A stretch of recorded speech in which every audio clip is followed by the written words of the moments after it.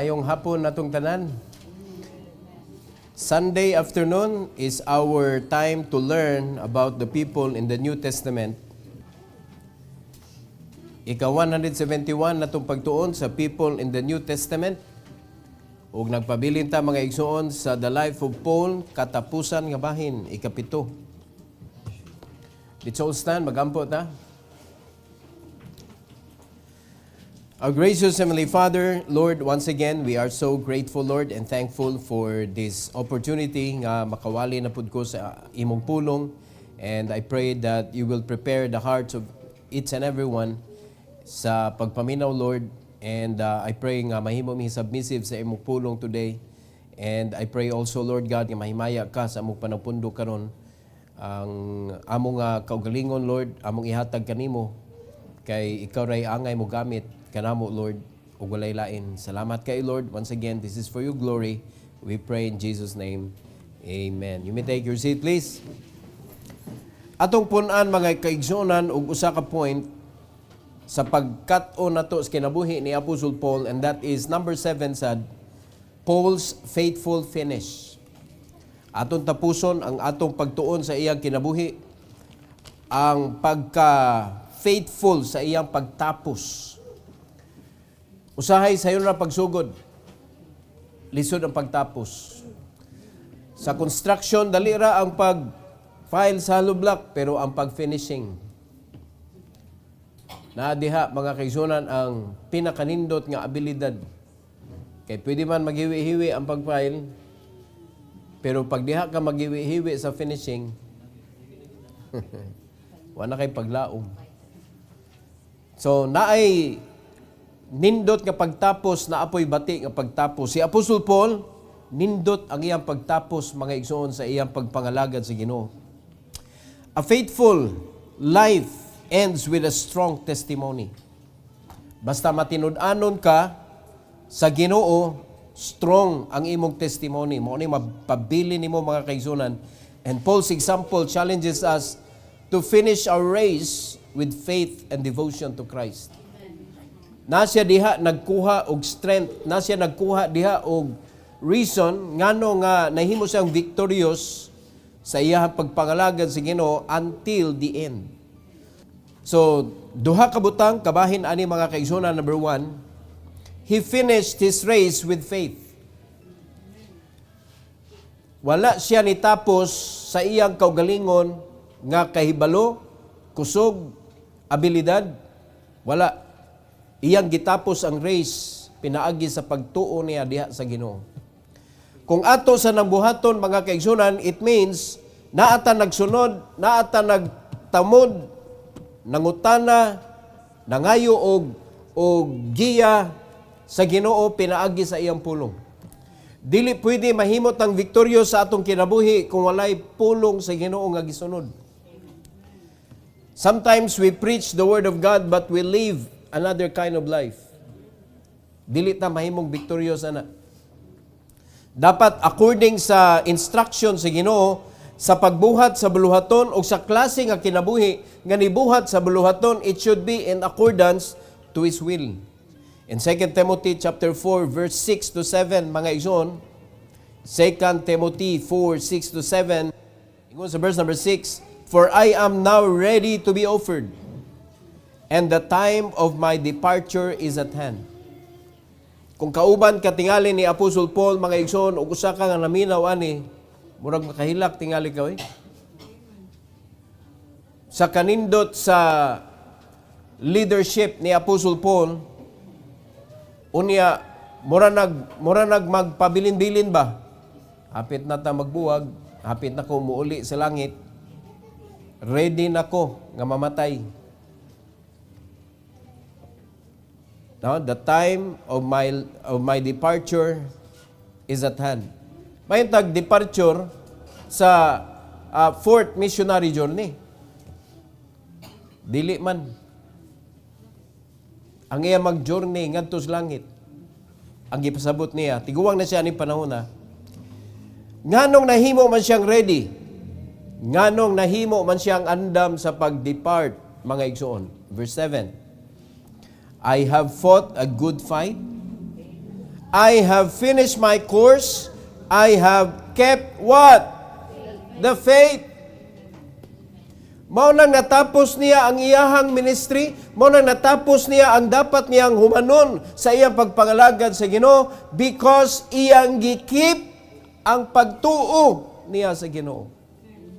So kung kita sa atong pagpangalagad, kupot, buhi ta sa atong pagtuo, mga kaigsunan, di kita katapos yun. Bisa na lang sa pagka-Sunday school teacher nimo, nitapos ka sa imong kinabuhi, ngawa nimo natapos ang imong course. Ngano man, kupot, buhi. Kanang kupot, buhi, mga kaigsunan, di gyud na makaabot sa kanang katapusan nga malinaugon. Because ang gipangita sa Ginoo sa ministry, bahala nag-unsay itsura sa imong kasing-kasing, pabili lang gyud ka diha sa pagpangalagad sa Ginoo, He will take care of everything. Tanang sitwasyon sa kinabuhi, God knows unsay mga sitwasyon sa atong kinabuhi, mga igsoon. No, tagsatag-sa gipang-atubang og mga problema sa kinabuhi, pero dili na siya dapat mahimong reason nganong dili ka mopadayon sa pagpangalagad sa Ginoo. Because He is with you. And He will be the provider of your strength. He will be the provider of your everything that you need in serving Him. So, nganong usa may reason nganong muhunong ta? Unya-una sa tanan, gi-introduce na si Ginoo kinsa siya atong gialagaran, tag-iya sa tanan. Tinubdan sa tanan. The source of everything that we need. Mao na si Apostle Paul, mga igsoon, pagkaibaw niya nga sayop dito iyahang gituhuan sa una. Muna gipanggukod niya ang mga believers, gipangpriso niya, gipandapatan niya mga kaigsoon na apay namatay. So, sayop di ay ito, pagkahibaw niya mga igsoon sa tinuod nga pagtuo, wa gyud siya nibuhi gyud. Hangtod sa katapusan sa iyang kinabuhi, wa gyud siya nibuhi sa sakto nga pagtuo. Kita dapat mga kaigsoon nagsugod biyataan ng minig nga pagtuo. Nagsugod sa biyataan ng panguros, nagsugod taan ng pagsimba og mga Dios-Dios. Nya karon kay bisto naman, wa man nagisimba God. It is still part of worship, mga igsoon, butangan nimo buwak. Imo trapuhan, imo pabinditahan, unsa man, di ba? Imo pa-activate man gani. That is part of worship. Kanang iparade nimo, unsa man na? Di ba pag-honor na? Ningon ang Ginoo, ayaw mo pagyukbo. Do not honor those graven images. Unsa man day kaklaro ana mga kaigsunan, pero ila na lang dismular nga kuan na maguna ang paghinomdom. Dili gani pinaagi sa image. Kay bisan ang paghimo gidili sa Ginoo. Anything that is in likeness in heaven above, diri sa earth og underneath. So walay lugar nga kanang o binuhat nga makita nato nga atong buhatan og image unya ato dayon i-consider na this is God. Dili mga igsoon, dili na sa Ginoo. Di ba? So kita nahigmata naman ta ana, pasalamat ta sa Ginoo, pero gipulihan po nato lain po nga babag, lain nga ali. Wala na ta ng idol nga hinimo sa kamot, idol na nga hinimo sa utok. Atong gibutang sa altar sa atong kasing-kasing. Ug mao'y gisige na tog simba. Gihalaran sa kanunay. Di ba? Nahimong babag ba? Nahimong replacement sa Ginoo. Na instead na magbasa kag Bible, dito na lang. Instead nga mosimba ka, dito na lang. Anything nga imong gi-replace sa panahon sa Ginoo sa imong kinabuhi, that is your idol. Dapat wala na mga igsoon. Pag iya sa Ginoo. Panahon nga nagbasa, dedicate diha sa pagbasa sa pulong sa Ginoo. Kay kung dili gani, mahog na nga we are disrespectful sa iyaha. Di ba? Panahon sa simba kita. Dili pwede nga kanang di lang sa tingali kay unsa may mo rason. Dili ka pwede mo reason out mga kaigsunan basta Ginoo na gani siya jud. Bisag unsa pa na ang imong kasing-kasing, bugat, gaan, malipayon ka, magulanon ka, ug unsa man na ang imuhang giatubang sa kinabuhi, imo gyud nang ipadaplin gyud na nimo because you are going to serve the Lord. You are going to listen to Him. You are going to worship Him. Mao gyud na dapat set up sa ato kasing-kasing. Kay si Apostol Paul, kung kaning ato ang gipang-agian, ato ning gireklamuhan na sa atong kinabuhi, mga kaigsuonan, awa ranis katunga sa giagian ni Apostol Paul. Iya nabitaw ng gibatbatan. Di ba? Ingon mo faithful mo o tanawan ning akong kinabuhi. Oh, iyan gibatbat oh. Kinsa may nakapildi? Wala. Hantod karon mga kaigsuonan, walay makapildi kung conteston man gani, di man ninong contest ning pagpangalagad, pero kung atong tagaag chance nga atong ihambing ang atong pagpangalagad sa pagpangalagad ni Apostol Paul, kalayo. Unya kapila na ta nagreklamo. The reason nga nagreklamo ta mga igsoon, because we become a self-centered person. Ang atong i-consider is ourself, the pains that we have, no? the sacrifices that we made. Ato nang giihapgod. Pero kung sekreto sama ni Apostol Paul, wa na ko gi-consider akong kaugalingon nga espesyal. Mo na tanang sakripisyo nga iyang nahatag mga kaigsunan, it is given to the Lord. Di na nahisgutan. Di na nakuha na hinumduman. Nakuha na to. Mo na siya, way kapoy. Mo na hantod sa finish line, awa, gyud nakaabot gyud siya. I have fought a good fight. I have finished my course. Inaot pa no, makaingon ta na bo. Nga sa atong kinabuhi. Nigabot na sa panahon ba nga murag di na gyud madaas tuhod. Luoy kay kaoy nga di gyud madaas tuhod, wa pa gyud disciple sa usa. Wa pa ka kahuman. Luoyan nimo no? Mas may na ba nga pag-abot sa panahon nga medyo luyan ng tuhod, unya ang mata nimo murag nihap na gyud. No, bisag butangan pag eyeglass mga kaigsunan, piti ng baga, di na makaya sa imong ilong. Sa kabaga sa eyeglass, pero nahuman na nimo, naanak kay mga bunga. Naanak kay ma-present ngadto sa Ginoo. Andam na ka ba? Malipayo na kang mupanaw. Nakita nimo imong mga anak nga nangalagad sa Ginoo. Makaingon kag praise the Lord. I can go home now. Pero kaning wa pa na itsura atong kinabuhi, unya sige na kag pangandoy og uli. Naniguro ka lang sa imong kaugalingon, nagtuo ka magmalipayon ka didto. Di ba? Naabiyay giingon ang Ginoo nga naihilak. Ay jud kong ingna nga hilak tos kalipay. Kay tangtangon na sa Ginoo, apil baya ang kaguol, kasakit, paghilak. No more pain. Nabi ay pain. O ngano na may pain nga to mas langit. Hilak tungod sa kasakit. I do believe mga kaigsunan tungod sa nakita nimo nga ang resulta sa imong gibuhat nagpadayon didto, imbes nagbilin kag legacy nga ma-encourage ang mga tao, nagbilin kag legacy nga nangasakit ang ilang kinabuhi. Nahimo kang bad example. Mao na hilakan nimo nya wa pa jud kay bunga na da. Nya may buong pa ka nga ngano gihilak ka? Nahihilak dito sa langit.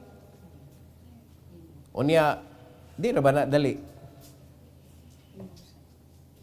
Kung totalo na to ang 1,700, that's 1,700 years. Nya karon kani diri sa kalibutan, mao ba nang tuiga atong pagpuyo diri? Dili man. 2,000 years na ang kalibutan karon, pero ang pagpuyo nato mga igsoon di man kaabot ana. Di ba? Naraman ta sa 70, 80 tapos. Kapoy na magani ng 40.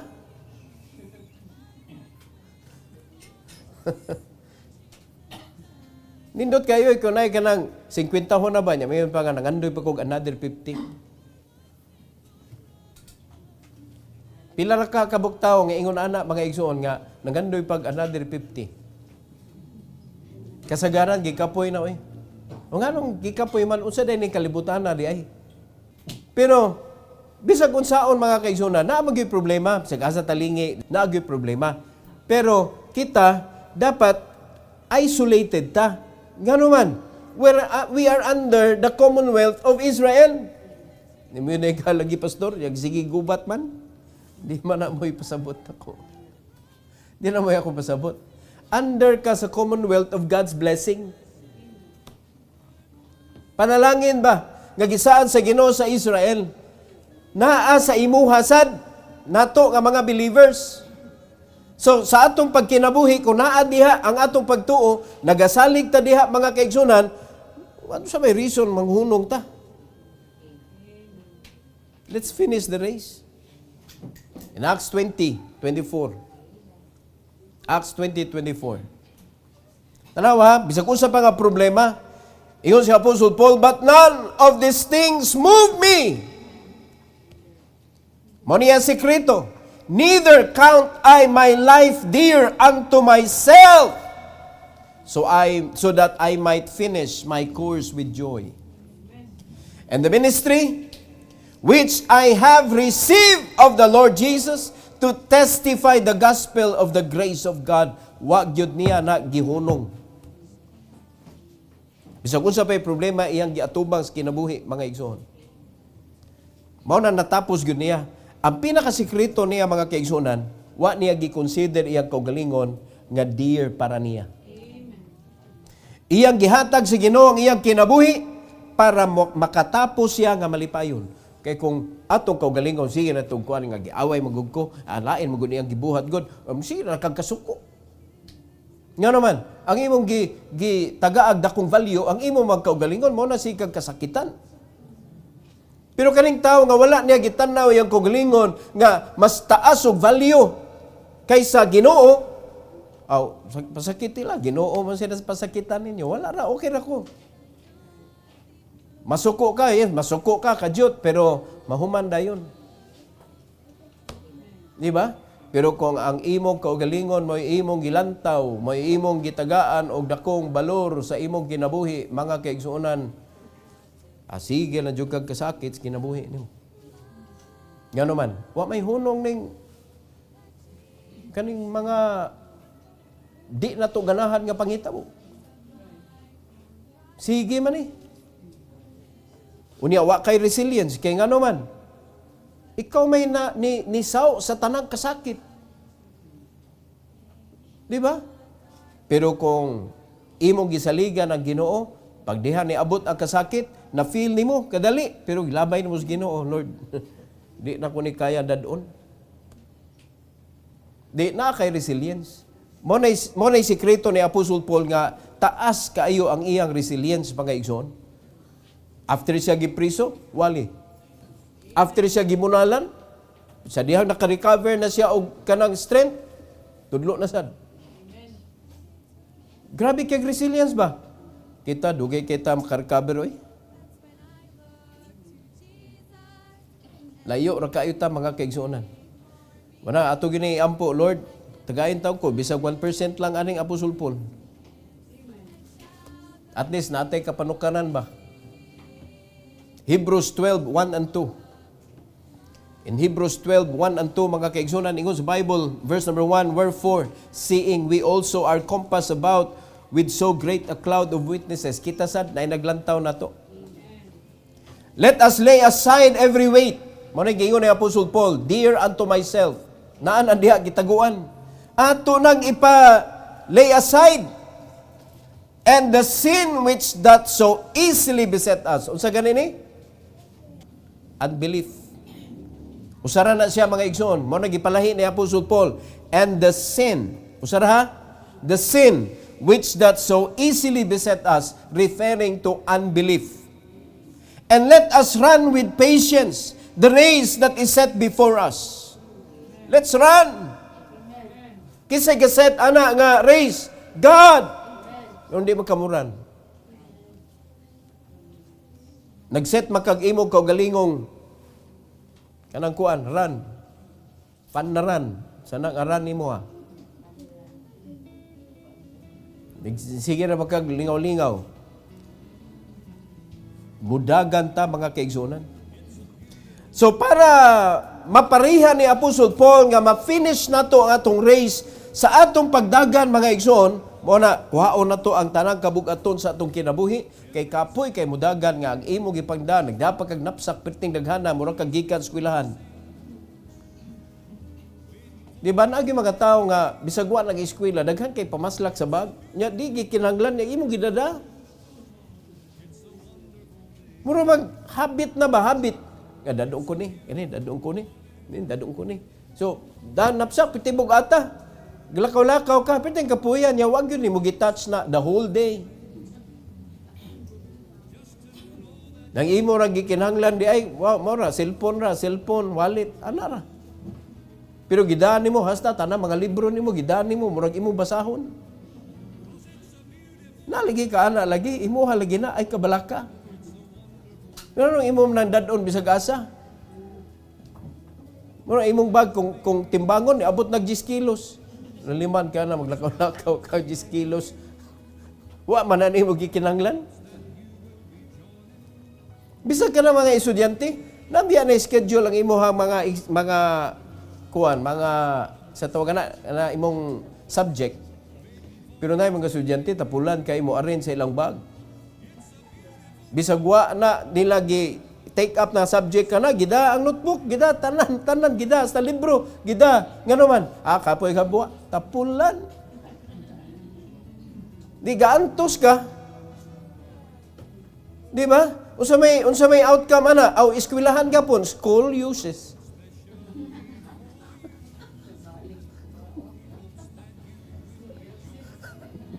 Nahiwi na imuhang spinal cord. Wana kantos. Bugat na oy. Kanay mong spinal cord imong gisilutan mga igsoon. Unya napsak ko na. Unya kahuman di ba imo gyud ang anaon mo. Sa pila ka tuig nimong gibuhat na sa imong lawas, maglakaw ka bisag wa na napsak murag gyapon naa.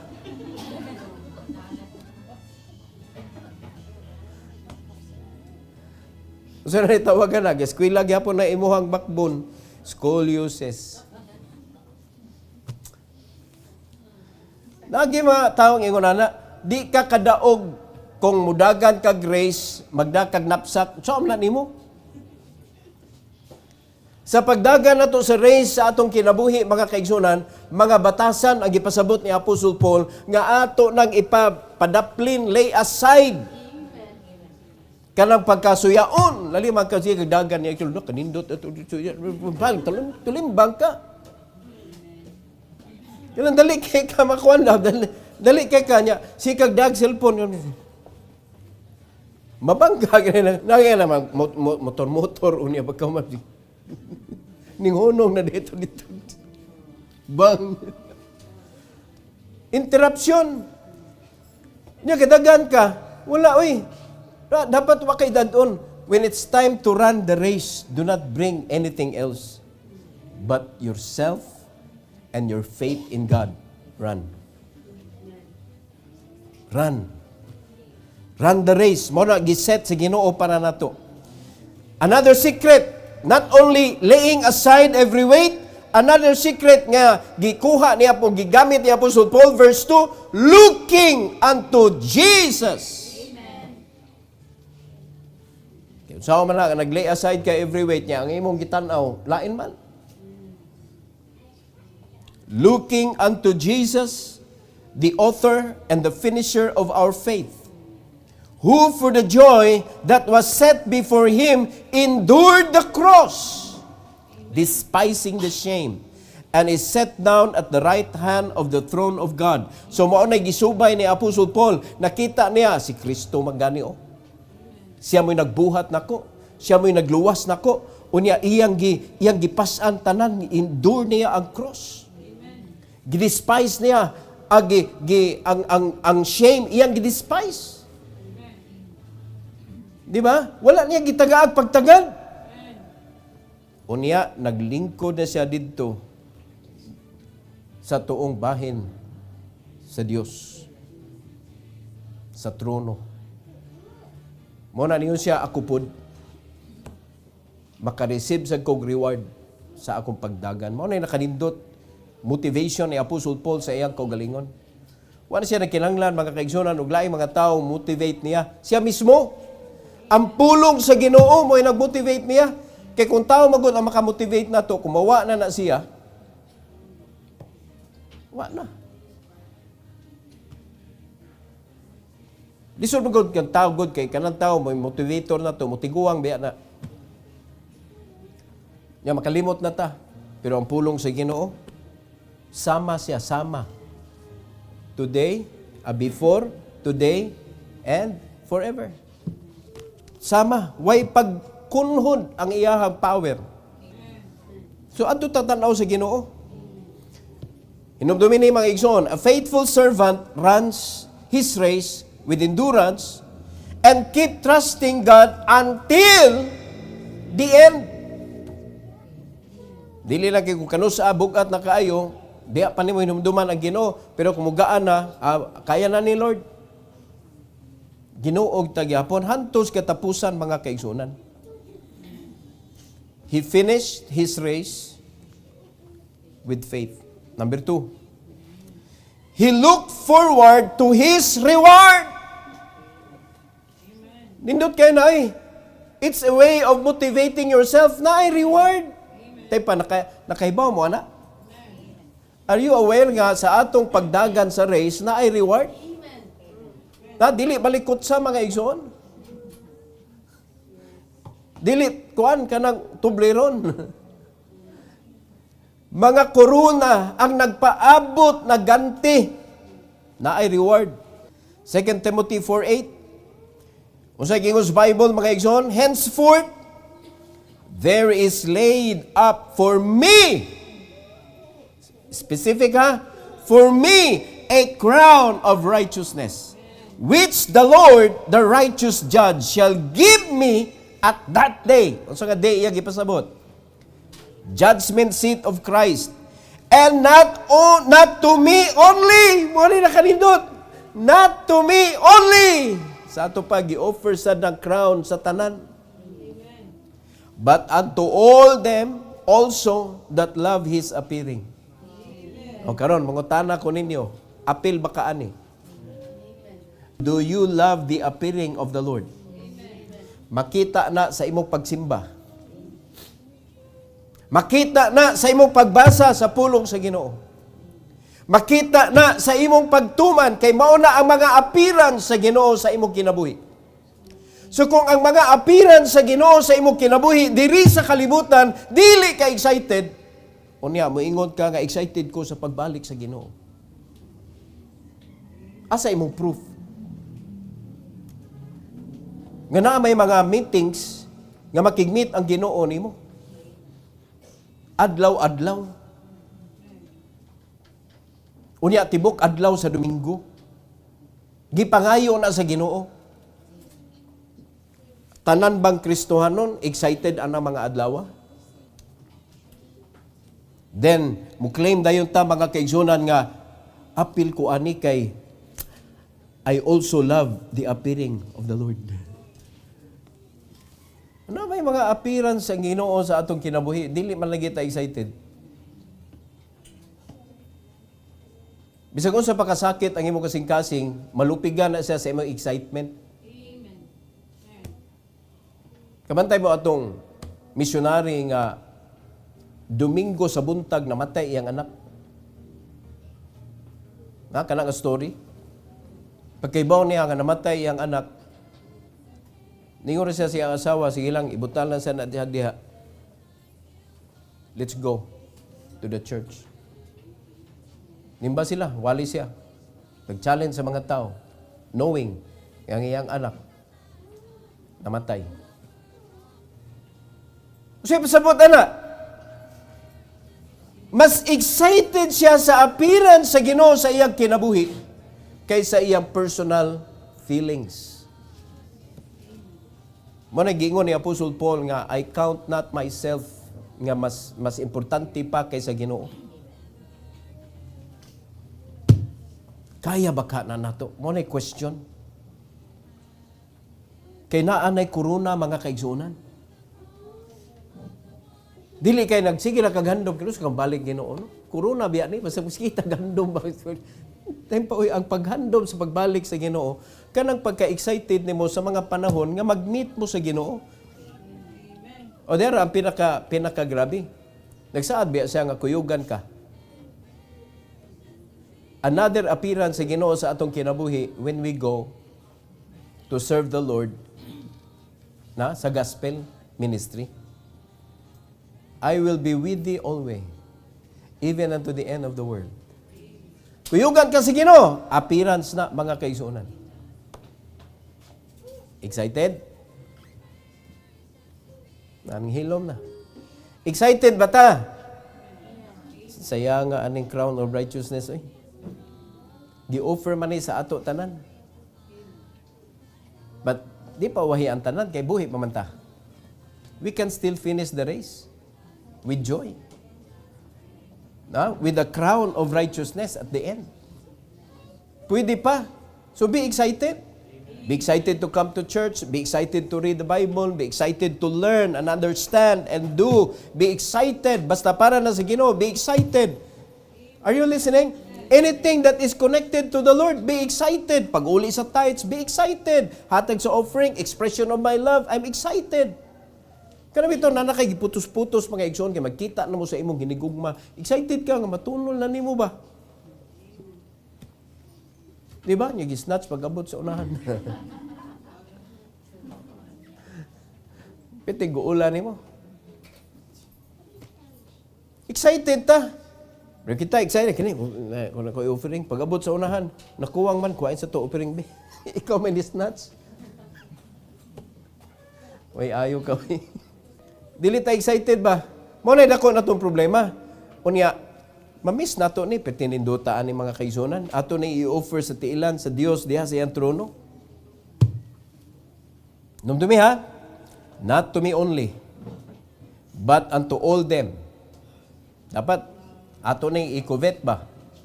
Ganahan ko mo apil ana da. Unto all them also that love His appearing. James 1:12. James 1:12. Kung sa Ingles Bible mga kaigsunan, blessed is the man that endureth temptation. Ang temptation bisag asa naa. Pero nasagubangan nimo. For when he is tried, he shall receive what? The crown of life. Another crown nga gi-offer mga kaigsunan. Which the Lord hath promised to them that love Him. Gi-promise sa Ginoo ngadto sa mga tao nga nahigugma niya. Pasabot, willing nga iyang ipagamit ang iyang kinabuhi hantod sa kamatayon. Crown of life. Kay kaning nahigugma ka mga kaigsuonan, panalita na inahog diha niya ang imong anak pinangga kay nimo, di ba? Imo nang ipon, bahalag ikay maigo. That is love. Instinct. Instinct sa gugma. Nay mga tagak bagyo ron, bagyo ang imong anak gyud, imo jung anaon oy. I-sealed nimo sa imong lawas. Bahala nag ikay maigo. Kung nay mamunal, ikay musagang. Kay ngano man pinangga nimo di mo gustong masakitan. Mga igsoon, willing nimo i-lay down ang imong life para sa imong mga pinangga. Ang Ginoo mo na iyang gibuhat. Mo na iyang tagaag reward ang katong mga tao nga naay sama sa iyahang kanang batasan ba? Na willing mo lay down sa iyang kinabuhi sad sa iyang mga kaigsuonan. Sama sa gibuhat ni Christ, naay reward. Crown of life. Kaya pasabot, anak, nahigugma ka sa Ginoo. Not only sa word, but also sa action. In Revelation 2:10, mga igsoon, ingon diri sa Bible, fear none of those things which thou shalt suffer. Kaya nabi mo biya, ni makapahunong nato. Usay mo sa gunto, ta diri mga kaigsunan, kay sufferings naman, sufferings. Pag-abot ana mga puntuha, ingon si Christ mga igsoon, dapat walay mga sufferings nga pagkapahunong nimo. Behold, the devil shall cast some of you into prison, that ye may be tried. May tabo na. Naitabo man na sa ilaha. And ye shall have tribulation 10 days. Pero unsay gingon ni Christ, be thou faithful unto death, and I will give thee a crown of life. Padayon lang. Pero kita karon mga Kristohanon, ang atong prisuhan, mga trabaho, ingon ana, unya, ino ka mamatay ang trabaho, nanunglos pastor. Masuko. Trabaho ray namatay, nasuko. Lag yun nagbabas pastor ay. Ayaw ka goal kay kana trabaho lagi dili lagi na imo. Sa musugod kag sa dili kun di ra manirag una, matapos gyud na ang imuhang termino diha. Ug di gyud na nimo magbuot kag kinsa imong pasahan kay dugay na kadiha. Di gyud na mahitabo mga igsoon. So agree ta tanan di gyud na to Gihimo lang tang part sa kanang panginabuhi sa mga adunahan. Nahimo kang part ba? Pero para niya, you are nothing. Kay replaceable man ka.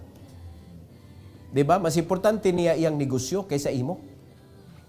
Mo na makaguba ka sa iyahang kumpanya o mga butang, masuko na siya nimo kay importante man ang butang kaysa nimo. Nakuha na to? Naguba ang machine nga imong gi-operate, gipaayo.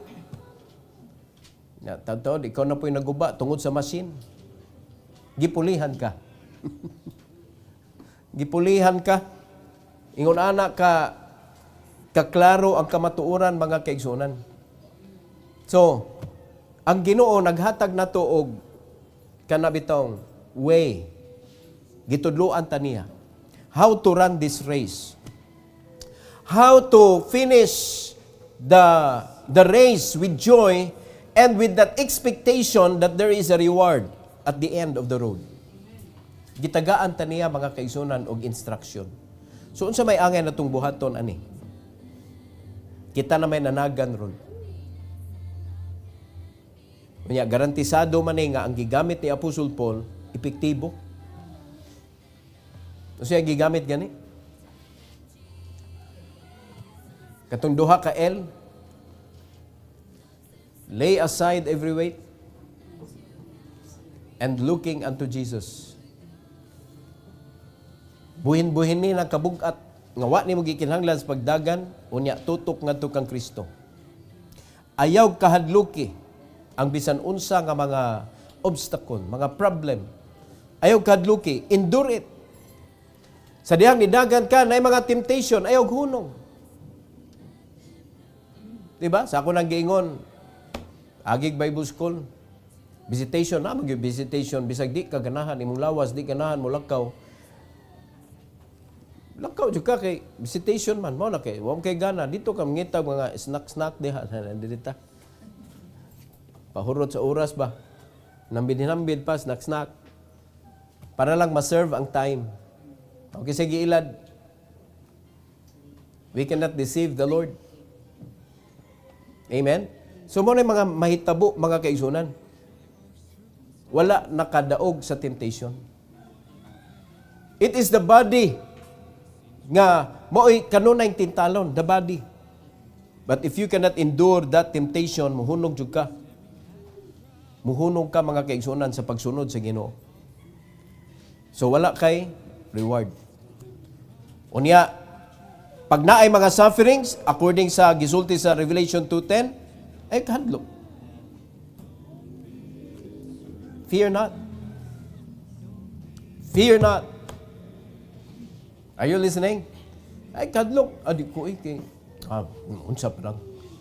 Di lang. Puros fear ba? When there is fear, faith is not there. Pero kung naa kay pagtuo, mao na siya mo papahawa sa imong fear. Mo ba mo ingon ang uban mo layat jud ka? Layat oy kaya na wa siya kahadlok kay naman siya pagtuo nga kaya niya. Di ba, lagi mga tao nga, di mahadlok ka ng bungee jumping, ka ng cliff, hanging. Yung kat-kat kag bato, wag yun ay, para nako, so may achievement, no? Igabot sa ibabaw, mukha na woo! Pero, ang iyang kinabuhi, iyang gisugal dito. Kat-kat anang mga bato nga, wag kay bawag, ligon ba na, og di? Lalimad ka ana, pero ilan yun ang gibuhat, nga cliff hanging. Para nila achievement. No, para nila maabot lang yun sa kanang Guinness Book of Record, ilang pambukon ang mga buko sa ilang agtag. Kunya maimo na lang Guinness Book of Record niya pagkataod-taod na cancer ka sa imong ulo. Maunsa man na. I mean, daghang kay mga tao nga desidido kaayo, porsigido kaayo mubuhat ana mga butang mga kaigsuonan, kana ara diri sa kalibutan. Mga igsuon kita, ang award nato dili ta mabutang sa Guinness Book of Record, pero nabutang ta dito sa libros langit. Nga ang tinuod nga awardings mga kaigsuonan, tuwa dito ang pinakanindot. Nga di ta magkuan, dili nato ni paningkamutan. O kamo nay kanang hukom. Tagsa-tagsa man tang mo atubang sa Ginoo. Pero ato ning hinumduman, a faithful servant looks beyond this life. Dili ra kani ba? Trusting God to reward his obedience. Wala siya nagtan-aw lang nga unsay nakita niya, but ang iyang expectation, ang iyang gitan-aw beyond this life. Naapay rewarding dito sa langit. And God will reward my obedience. Mo na nga di gyud mo hunong og obey. Unsay makapahunong sa obedience?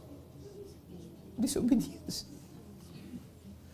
Mo disobey ka ikaw, wala ka nag-obey. Mo na ayaw tuguti nga ang disobedience maoy maghari sa imong kinabuhi. Because you are going to lose your grip sa faith. Malus gyud ka. Unya, mutanaw di ka sa imong kaugalingon. I'm hurt. I'm hurt. Pero kung nagkupot ka sa pagtuo, bahala nag-na-hurt ko eh. Padayon ta. Why makapahunong nako? None of these things move me. Amen? Monay kanindot mga kaigsunan sa kinabuhi ni Apostle Paul. Ug daghan pa kita angay ma-learn ani, pero dili ato na ni tapuson ang atong pag-learn sa iya kay finish line naman ni. So that is the life of Apostle Paul. Unya perfect number mga kaigsunan, 7. Natapos niya ang iyahang race with joy. And hoping, this is a challenge for us, hoping na kita pod matapos na ito ni atong pagdagan with joy pod. Muna nga, why joy mga igsoon kung ato, gikan nato ba, magbilib kita sa atong kaugalingon, wag yung joy diha. Daro, ang pulong sa Ginoo mga kaigsuonan, mauni siya ay makapaabot nato dito sa tinuod na kalipay sa katapusan sa atong pagpangalagad sa Ginoo. And hopefully, nga makaabot gyud ta sa katapusan, mga lagad ta nga way hunong-hunong. Di ba? Naghanang ni hunong, hinaot pa ikaw, di ka mohunong. Every head bow, every eye closed. Our gracious Heavenly Father, Lord, thank you so much for this privilege nga nakakat on me sa kinabuhi ni Apostle Paul, and the reason why nga siya nakaabot gyud sa finish line nga madinaugon unya with joy pa gyud tungod kay ang sikreto niya ikaw. Please help us, Lord, nga amo pud na nga makatunan nga dili gyud mi mo lugak sa among pagtuo nimo. Tuguti, Lord, nga ikaw gyud ang among saligan, ang amo ang sundon, among alagaran, among himayaon. Ayaw gitugot, Lord, nga naami ipuli nga lain, especially ang among kaugalingon. Kay diha gyud giklaro o gisiguro ni Apostle Paul nga willing siya nga mo-suffer para sa imong ngalan. Kay dili ang iyang kaugalingon mo importante para niya, kundili ikaw. Lord, daghan kay mga Kristohanon karon nga masakitan lang gamay, mawala na sa buluhaton. So please help each and every one, O God, to realize na imo ning gipakamatyan sa cross ang kaning nga buluhaton. And it is entrusted to us nga among ipadayon sa among kinabuhi, Lord, nga masabwag ang ebanghelyo, mapadayon ang buluhaton. So kung among tagaan o pagtagad ang among kaugalingan more than sa imong gibuhat dito sa cross, muhunong pod mi sa kadlaw. So please help us, Lord, to endure all the temptation and not to be fearful sa mga sufferings nga among magian sa kinabuhi. And help us to lay aside all weight that we do not need, mga bad characters, mga practices nga dili na mo gikinahanglan.